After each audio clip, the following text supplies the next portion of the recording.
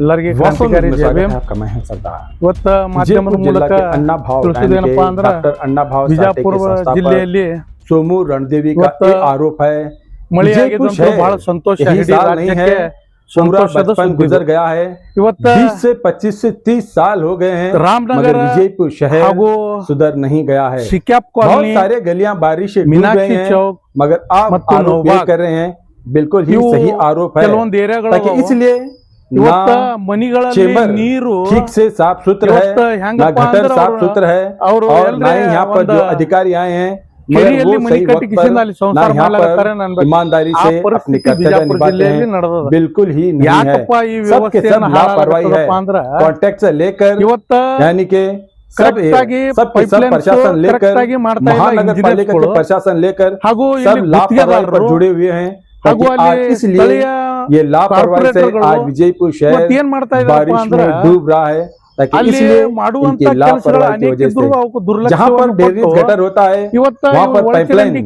ठीक से रहना चाहिए मगर बिल्कुल ही ठीक नहीं है वहाँ पर छोटा पाइपलाइन होता है मगर वहाँ से पानी बिल्कुल बहता ही नहीं है मगर डेली टू डेली रोज का रोज जैसे महाराष्ट्र में होता है वो सुबह सुबह 5 बजे से लेकर इतने गटर साफ सुथरे करते हैं हर गली गली में मगर विजयपुर शहर में महानगर पालिका होने के बावजूद भी आज भी ना साफ सुथरा है कुछ भी नहीं है सब गटर भरे हुए हैं घटरों पर दुकानें बने हुए हैं घटरों पर मकाने बने हुए हैं पानी कहाँ से भर जाएगा तो ये तब बारिश आ जाती है तब आ जाती है प्रशासन कुछ रोड तोड़ फोड़ करते हैं कुछ गलियां तोड़ फोड़ करते हैं और आंदोलन शुरू होता है उस आंदोलन पर कुछ काम करते हैं फिर निकल जाते हैं फिर बारिश आने के बाद फिर वही आंदोलन फिर वही डूब कर दरिया बन जाता है विजयपुर शहर अब तो उस दरिया के इस पर तो अब तो यहाँ पर सोमू रणदेवी का आप ये चैलेंज हो गया है मगर इसी तरह ऐसा होने लग गया आते दिनों में आंदोलन करेंगे जो आंदोलन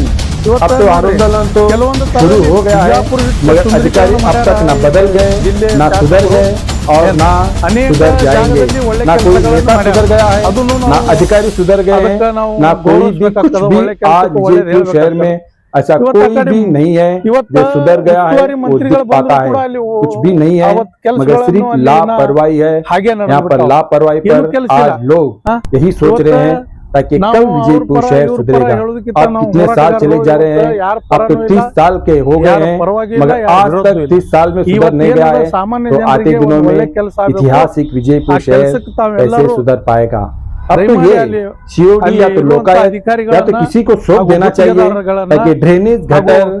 रोड आखिर ऐसा क्यों होने लग गया है इस पर लापरवाही क्यों होने लग गई है आंदोलन तो करते हैं मगर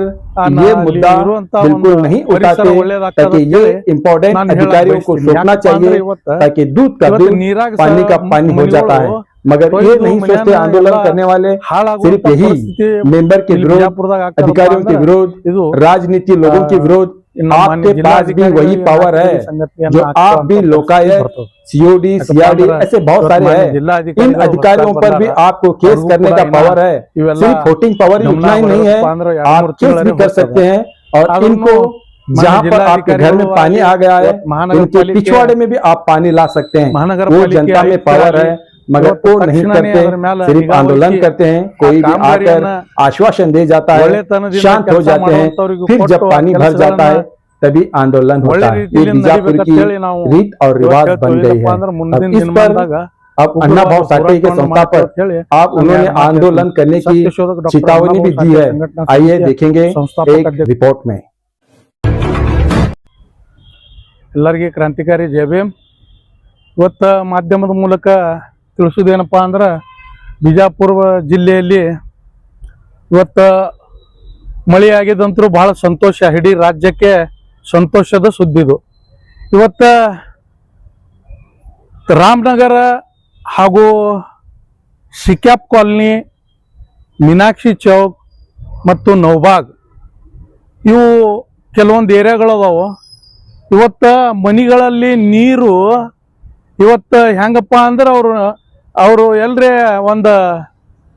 ಕೆರೆಯಲ್ಲಿ ಮನಿ ಕಟ್ಟಿ ಕಿಸಿಂದ ಅಲ್ಲಿ ಸಂಸಾರ ಮಾಡ್ಲಾಗತ್ತಾರೆ ಅನ್ಬೇಕು ಆ ಪರಿಸ್ಥಿತಿ ಬಿಜಾಪುರ ಜಿಲ್ಲೆಯಲ್ಲಿ ನಡೆದದ ಯಾಕಪ್ಪ ಈ ವ್ಯವಸ್ಥೆಯನ್ನು ಹಾಳಾಗತ್ತದಪ್ಪ ಅಂದ್ರ ಇವತ್ತ ಕರೆಕ್ಟಾಗಿ ಪೈಪ್ಲೈನ್ಸ್ ಕರೆಕ್ಟಾಗಿ ಮಾಡ್ತಾ ಇಲ್ಲ ಇಂಜಿನಿಯರ್ಸ್ಗಳು, ಹಾಗೂ ಇಲ್ಲಿ ಗುತ್ತಿಗೆದಾರರು, ಹಾಗೂ ಅಲ್ಲಿ ಸ್ಥಳೀಯ ಕಾರ್ಪೊರೇಟರ್ಗಳು ಇವತ್ತೇನು ಮಾಡ್ತಾ ಇದ್ದಾರಪ್ಪ ಅಂದ್ರೆ ಅಲ್ಲಿ ಮಾಡುವಂಥ ಕೆಲಸಗಳು ಅನೇಕ ಇದ್ದರೂ ಅವಕ್ಕೆ ದುರ್ಲಕ್ಷ್ಯವನ್ನು ಕೊಟ್ಟು ಇವು ಒಳಚರಂಡಿ ಕೆಲಸಗಳನ್ನು ಇರ್ಬೋದು, ರಸ್ತೆಗಳನ್ನು ಕೆಲಸಗಳಿರ್ಬೋದು, ಎಲ್ಲಾನು ಮಾಡೋದು ಮತ್ತು ಕೆಡಿಸೋದು ಇವರೇ. ಇಂಥ ಪರಿಸ್ಥಿತಿ ಬಿಜಾಪುರ ಜಿಲ್ಲಾದಾಗ ನಡೆದದ. ಈಗ ನೋಡ್ರಿ, ನಿನ್ನೆ ಮೊನ್ನೆ ಮಳೆ ಆದ್ರೆ ಅವ್ರ ಮನೆಗಳೊಳಗೆ ಪೂರಾ ಈ ನಮ್ಮ ಒಬ್ಬ ಮನುಷ್ಯ ಮುಣಗ್ಬೇಕು ಆ ಥರ ನೀರು ನಿಂತು ಬಿಟ್ಟದ. ಇವತ್ತು ಹೆಂಗಾಗುದ್ರಿ ಪರಿಸ್ಥಿತಿ ಬಡ ಜನರದು? ಇವತ್ತ ಅಲ್ಲಿ ಮಹಾನಗರ ಪಾಲಿಕೆಯವರು ಮಾಡಿದಂಥ ತಪ್ಪುಗಳನ್ನು ಮತ್ತು ಕಾಂಟ್ರಾಕ್ಟರ್ಗಳು ಮಾಡಿಗಳ ತಪ್ಪುಗಳನ್ನು ಇವತ್ತ ಇಂಜಿನಿಯರ್ಸ್ಗಳು ಇವರಿಗೆ ಇದು ಸುಮಾರು ವರ್ಷದಿಂದ ನಡೀಲಾಗ್ತದ. ಸುಮಾರು ಅಂದ್ರಪ್ಪ ಅಂದ್ರೆ ಏನಿಲ್ಲ ಅಂದ್ರೂ ನಾವು ನೋಡಕತ್ತೀವಿ ಬಿಜಾಪುರ ಜಿಲ್ಲೆಯಿಂದ ಒಂದು 30 ವರ್ಷ ಆಲಕತ್ತಿರ್ಬೇಕು. ಅಲ್ಲಿ ಸತತ ನೀರು ನಿಂದಿರ್ತದ. ಅಲ್ಲಿದಿಂದ ಸೀದಾ ಇಲ್ಲಿ ಶಾಪೇಟಿ ಗಟ್ಟರ್ ಅಂತೂ ಪೂರಾ ತುಂಬಿ ಅವು ಮನೆಗಳ ಒಳಗೆ ನೀರು ಹೊಕ್ಕಿ ಬಿಡ್ತದ. ಇಂಥ ಪರಿಸ್ಥಿತಿ ಇವತ್ತ ಅಧಿಕಾರಿಗಳು ಹೋಗೋದು, ಅಲ್ಲಿ ಫೋಟೋ ತಕ್ಕೊಳ್ಳೋದು, ಅದು ಅಟ್ಟಕ್ಕೆ ಫೋಟೋಕ್ಕೆ ಸೀಮಿತ. ಫೋಟೋ ವಿಡಿಯೋ ಸೋಷಿಯಲ್ ಮೀಡಿಯಾ ಇಟ್ಟಿಗೆ ಸೀಮಿತ ಮಾಡಿಬಿಟ್ರೆ ಕೆಲಸಕ್ಕೆ ಮಾತ್ರ ಏನು ಸೀಮಿತ ಇಲ್ಲಾರ್ದಂಥ ಪರಿಸ್ಥಿತಿ ಆಗೈತಿ ಬಿಜಾಪುರ ಜಿಲ್ಲಾದಾಗ. ಇವತ್ತು ನೋಡ್ರಿ, ಕೆಲವೊಂದು ತಾವೆಲ್ಲಿ ಬಿಜಾಪುರ ಇಟ್ಟು ಸುಂದರೀಕರಣ ಮಾಡ್ಯಾರ ಈ ಜಿಲ್ಲೆಯ ಶಾಸಕರು. ಅನೇಕ ಜಾಗದಲ್ಲಿ ಒಳ್ಳೆ ಕೆಲಸಗಳನ್ನು ಮಾಡ್ಯಾರ. ಅದನ್ನು ಅದಕ್ಕೆ ನಾವು ಗೌರವಿಸ್ಬೇಕಾಗ್ತದ. ಒಳ್ಳೆ ಕೆಲಸಕ್ಕೆ ಒಳ್ಳೇದು ಹೇಳ್ಬೇಕಾಗ್ತದ. ಇವತ್ತ ಉಸ್ತುವಾರಿ ಮಂತ್ರಿಗಳು ಬಂದರೂ ಕೂಡ ಅಲ್ಲಿ